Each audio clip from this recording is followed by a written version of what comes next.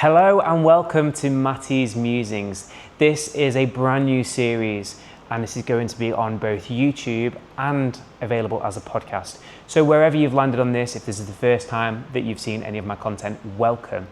I'm Matty, and about 2 and a little bit months ago, my girlfriend and I sold all our stuff in the UK and moved to Sri Lanka. And it's been pretty crazy since we did it. I'm not going to go too much into the life of Sri Lanka. This isn't a travel vlog. So if you want that kind of stuff, I'll put the link down below in the description for the travel page that my partner and I run together. It's called Our Life Unmapped. So if you want more Sri Lanka content or more travel content and just seeing what day-to-day life is like over here, then that's the place to go. But I will be touching upon life in Sri Lanka a little bit in today's episode and probably future episodes, because it's quite hard not to when that is what my day-to-day life is looking like.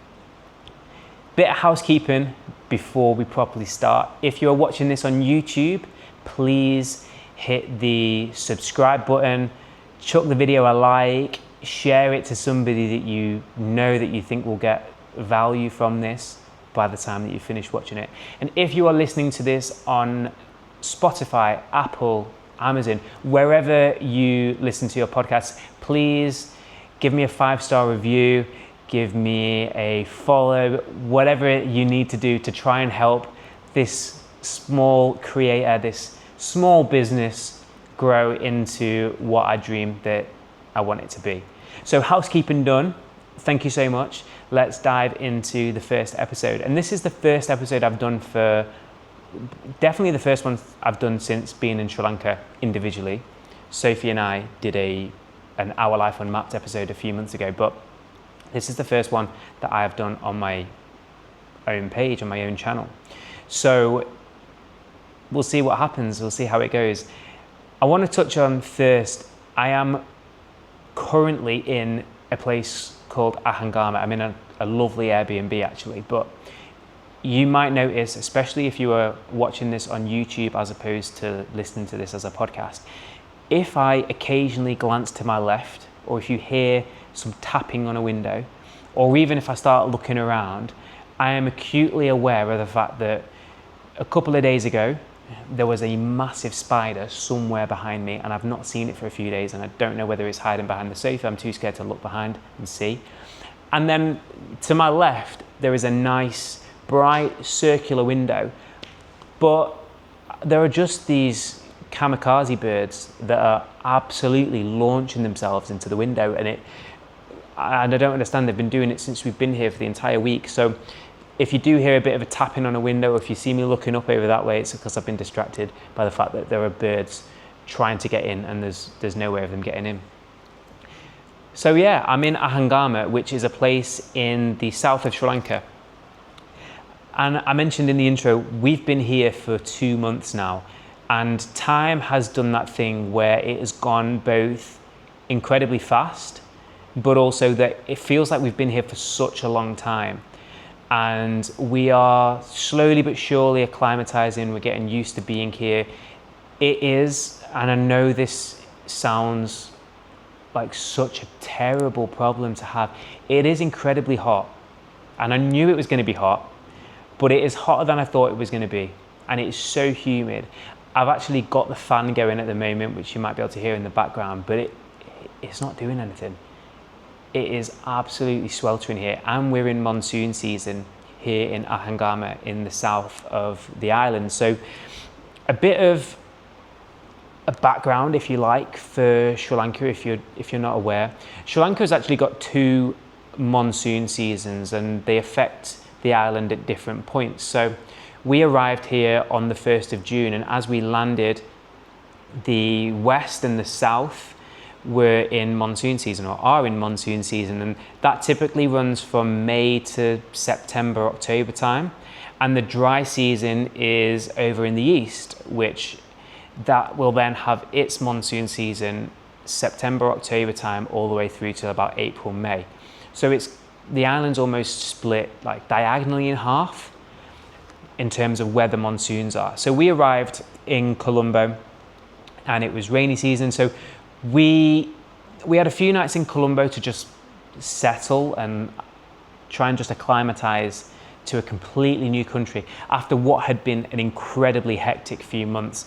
When I say I do and don't recommend selling all of your stuff and then just getting a one-way ticket, it is one of the bravest things and also one of the craziest things ever.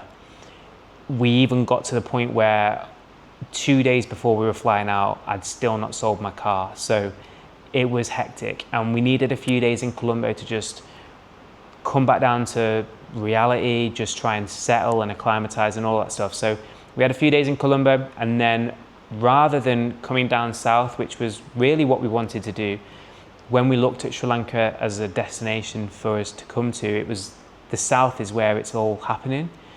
And we wanted that, but we weren't sure what monsoon season was going to look like. So we didn't want to just come straight away to the south and be met with torrential rain, no sun, the ability to not go into the sea or anything like that. So we headed inland. We went to Sigiriya. We've been to Kandy. We had a month at a retreat exchange where we basically helped out for a month in exchange for accommodation and food. And then we moved east, which was to a place called Aragon Bay, which is in season. It is absolutely crazy in Aragon Bay. I think 10 years ago, 22, 23-year-old Matty would have been in his element because he would have gone out drinking and then gone to the beach and just... Actually, I say that, maybe I wouldn't have done. The drinking thing would have probably... Yeah, I'd have probably enjoyed that, but I'm kidding myself if I was ever going to be a surfer. But it was just, the atmosphere just wasn't quite what we were looking for. And we actually should still be in Aragon Bay right now. But we cut our time there, we cut it short because we just weren't enjoying it. And we've moved to the south, which is where we are now and where we will now be staying. And the monsoon season is a bit crazy because the first few days here in Ahangama, the weather was terrible, but Sri Lanka was being battered by whether it was the aftermath of a storm that was elsewhere or if it was just a weather front that came and hit Sri Lanka. But it was absolutely crazy. Like the rain was torrential.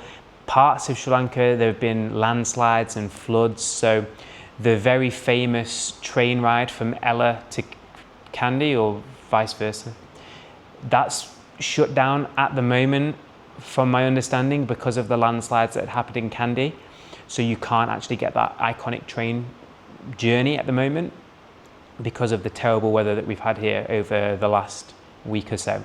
It has since calmed down, and we have had spells where there has been absolutely torrential rain, and you can hear it at night. Fortunately, it tends to be overnight where the rain comes, or really early in the morning. There have been a few days where we've been caught and you're just sitting inside for most of the day because the rain is torrential, it's grey, there's a bit of a wind that picks up, and the sea's really rough, so you don't really want to go in. Even if it's raining, you don't really want to get in the sea because of how crazy it is. So we have kind of getting used to that. It is still incredibly hot, even though it's monsoon season. And we're just trying to get used to being, not citizens, I would say, but, getting used to being here permanently. There's a lot of travelers, a lot of people coming through, passing through. So we're kind of in that in between where we're not quite settled in a particular spot. And I think the fact that we aren't quite settled, we don't really know where we're going to be yet and where we're going to stay, is one of the reasons why I think Sophie to an extent, but particularly I found that quite difficult. I found that lack of structure and rhythm quite hard. I came to Sri Lanka with all these plans and expectations that I was going to dive straight into the YouTube content. I was going to be posting on social media all the time, and I was really going to take the opportunity to dive into particularly YouTube and my podcast and just get that going. And it's been a real struggle.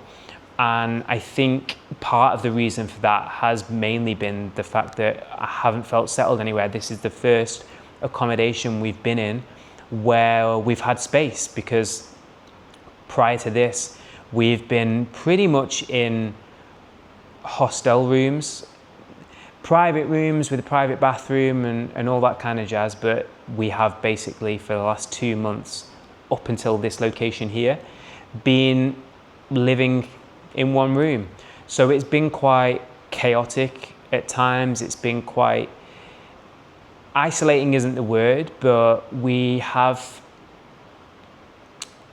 I don't know, we've struggled to properly settle, but bit by bit we are getting there. But again, it is a massive life change to try and get used to. So I think it makes complete sense as to why it's taken time. It's only 2 months, 2 months into however long, hopefully 12 months, maybe longer, that we will be here for. So that's what life is currently looking like and how it has been. And I think the fact that I've not been able to do the things that I've wanted to do from a business perspective and from a YouTube and creative perspective has impacted me in a way that I wasn't quite expecting. And I think one of the things for me that I like is I like being productive. It annoys me when I can't be productive, and I've felt that I haven't been at my most productive self. I've also not been able to train as frequently as I would have wanted to either. So there have been multiple things that normally ground me, if you like, that have been completely thrown out of whack. So that is the reason why I have struggled to produce the content that I've wanted to do. It's why it's taken so long to get a video like this out or an episode like this out, something that I've been thinking and wanting to do for months, and it's just taken this long. But we are here, and this is Matty's Musings. Like I said at the beginning, it was supposed to be called Matty's Monday Musings, but at the moment, I don't know if I can get this out every single Monday. So we're just going to call it Matty's Musings and go from there. But one of the topics that I wanted to talk about today is something that has been on my radar for a while from various different people, but it's kind of come up to the surface again through a video that I have seen from a fitness professional fairly recently.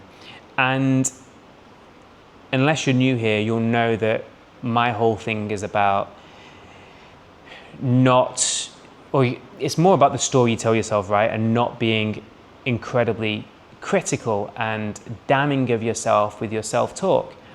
And one thing I wanted to touch on today has been prompted by this particular fitness coach who has been shaming people for asking a question, and who has, I've seen also, been peddling the narrative that we all have the same 24 hours, and it's a bit gym bro, big dick energy, and I'm not about that, and I don't think that is a conducive way to be to help people. And I wanted to touch on that today, because this idea that we all have 24 hours in a day is something that is completely not true. And I know that for a fact, because I know that having come here, my life looks incredibly different to how it looked when I was back in the UK just 2.5 months ago.